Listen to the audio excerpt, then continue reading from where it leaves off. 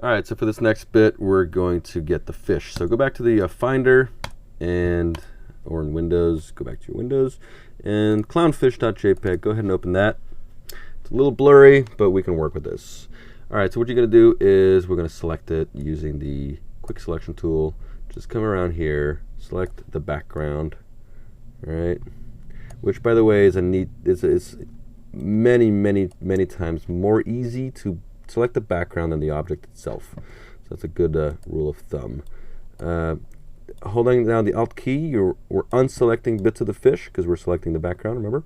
So like this, and then keep bringing it in until you have as close as possible. That's pretty good.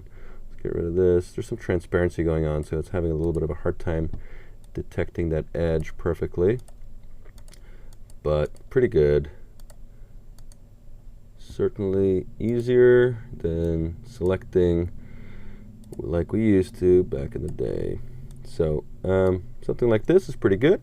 And then go ahead and inverse your selection like so, and go to select and mask, and in here just add a bunch of edge detection. Just telling you, find me that edge. I'm not too picky on this one. That's pretty good. Hit OK and mask. That's pretty good. And let's just shrink this and bring him over. Okay, now let's call him fish. All right, and we want him, where do we want him? We want him basically under, I want him over the water, I want him over the underwater, and so he's over here. I want him over the underwater and under the water slices. Okay, so fish is here, and let's just go ahead and shrink him a little. Something like that. I feel like he's a little rotated. Let's rotate him a little bit like so. And I want his fin to be a little bit above the break here. A little too rotated. Something like this. Yeah, something like that is pretty good. Maybe a little bigger. Something like that. Okay, hit OK. Now, he's underneath everything, and a lot of his color is kind of gone. So we're going to cheat. We're going to make a new layer, and we're going to select both of these, holding down the Shift key, and we're going to right-click and hit Link Layers. What does that mean? It means that if I move this one, it moves the other one as well. These two are now linked. Okay? It's very important. And bring this, and we're going to bring this all the way to the top, all the way to the top. Still in the light bulb group, but here we go. And bring this down to 15%, say? 20. Let's do 20%. Okay, so I'm putting this in normal, right? I'm just adding back some of his color, and I'm cheating because there's a lot of reflections and waters and layers above him. And because I want to return some of that color, the original, orange color, I'm putting him all the way at the top and with a lower opacity. Now, but the nice thing is that they're linked. If I move one, they both move. So that's very handy. I can use the arrows to move him around a little bit. I kind of want him right here. That's pretty good.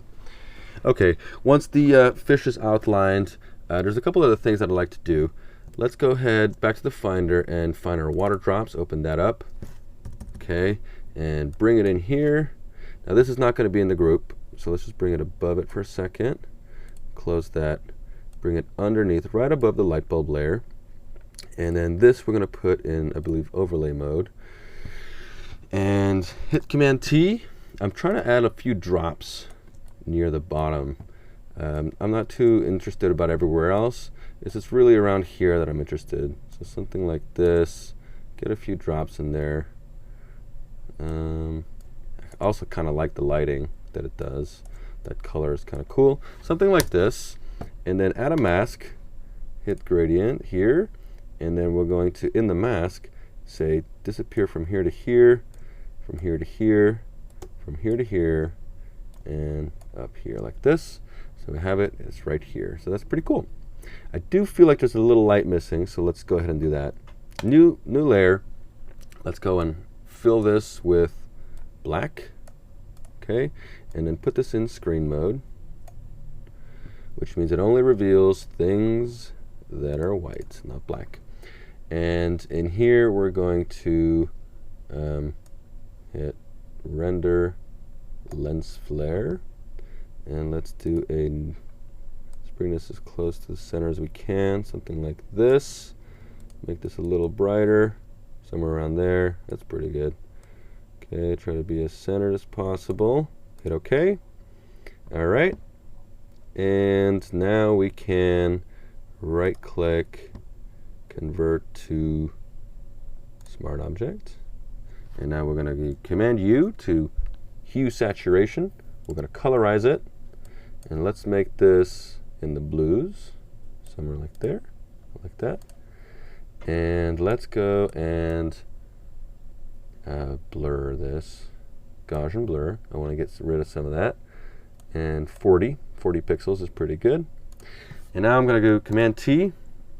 So it's hiding all my effects, but it's still there.